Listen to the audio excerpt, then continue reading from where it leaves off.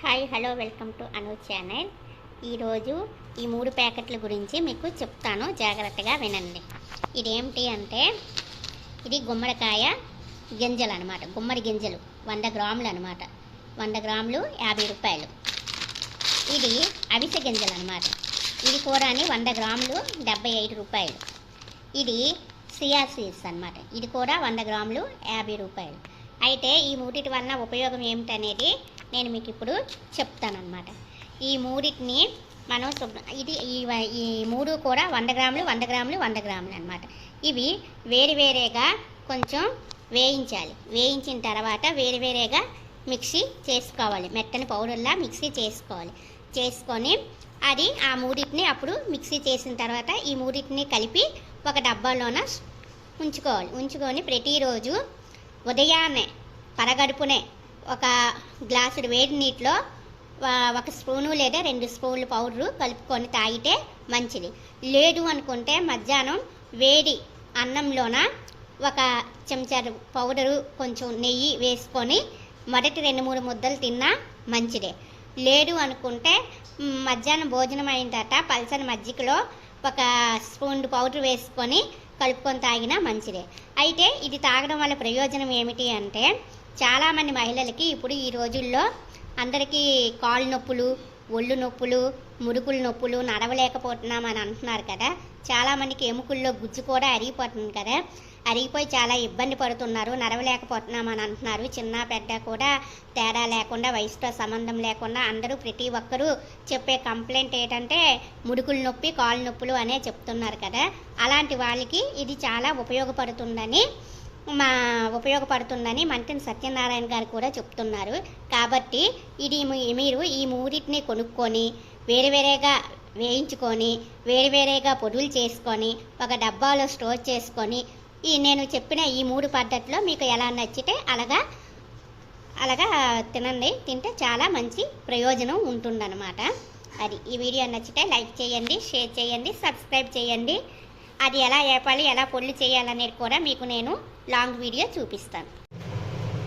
గుమ్మడికాయ గింజల్ని ఇలాగ వెడల్పు బేసిల్లోకి వేసుకొని ఇలాగ దోరగా వాసన వచ్చినంత వరకు బాగా వేయించుకోవాలి. ఈ అవిసె గింజలు కూడా వెడల్పు బేసిల్లో ఇలా వేసుకొని దోరగా బాగా వేపాలన్నమాట. ఇవి కొంచెం దూరంగా ఉండి వేపాలి, ఎందుకంటే పట్టుని పేలుతాయి, ఆవాలు పేలినట్టుగా. కొంచెం జాగ్రత్తగా అవిసె గింజలు అనేవి వేపాలి. చియా సీడ్స్ అండి, ఇది కూడా ఇలాగా వెడల్పు బేసిల్లోకి వేసుకొని బాగా ఎర్రగా వేయించుకోవాలి.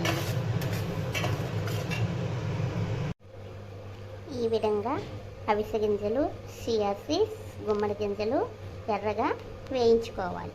ఇది చల్లారిన తర్వాత మనం మిక్సీ చేసుకోవాలి. మెత్తని పౌడర్లా వేరువేరేగా చేసుకోవాలి. ఈ 3 రకాల గింజలు బాగా వేపేసిన తర్వాత చల్లారిన తర్వాత ఇలా గుమ్మడి గింజలు వేరేగా పొడి, ఇది గుమ్మడి గింజల పొడి అన్నమాట. ఇది అవిసె గింజల పొడి, ఇది చియా సీడ్స్ తాలూకా పౌడర్ అన్నమాట. ఇలా 3 రకాలని వేరువేరేగా పొళ్ళు చేసుకోవాలి. చేసుకొని తర్వాత కలిపివచ్చు. ఎందుకు ఇలా వేరువేరేగా పొళ్ళు చేయమన్నారో ఇప్పుడు మాకు అర్థమైంది. మిక్సీ చేసేటప్పుడు ఒకటి బంకగా అంటే గుమ్మడికాయ గింజలు అనేది చాలా బంకగా ఉందన్నమాట. అది మిక్సీలో తిరగడానికి చాలాసేపు పట్టిందనమాట. ఇంకొకటి అవిసె గింజలు అనేది అది చాలా సేపు పట్టిందనమాట. వేగంగా నలగలేదు. సాఫ్ట్గా రావడానికి, మెత్తని పిండిలాగా రావడానికి కొంచెం టైం పట్టింది అనమాట. ఈ చియా సీడ్స్ మాత్రం స్మూత్గా ఉన్నది. ఇలాగా వేసి తిప్పిగానే పౌడర్ అయిపోయింది. అందుకు వేరువేరేగా అది మిక్సీ చేయమని చెప్పారనమాట. ఇప్పుడు ఈ మూడింటిని మనం ఇలాగా కలుపుకొని బాగా చల్లారిన తర్వాత ఒక డబ్బాలో స్టోర్ చేసుకొని ప్రతిరోజు నేను చెప్పిన 3 రకాల్లో మీకు ఎలా నచ్చితే అలాగా తీసుకుంటే మీకు చాలా మంచిదన్నమాట. ఈ వీడియో నచ్చితే లైక్ చేయండి, షేర్ చేయండి, సబ్స్క్రైబ్ చేయండి.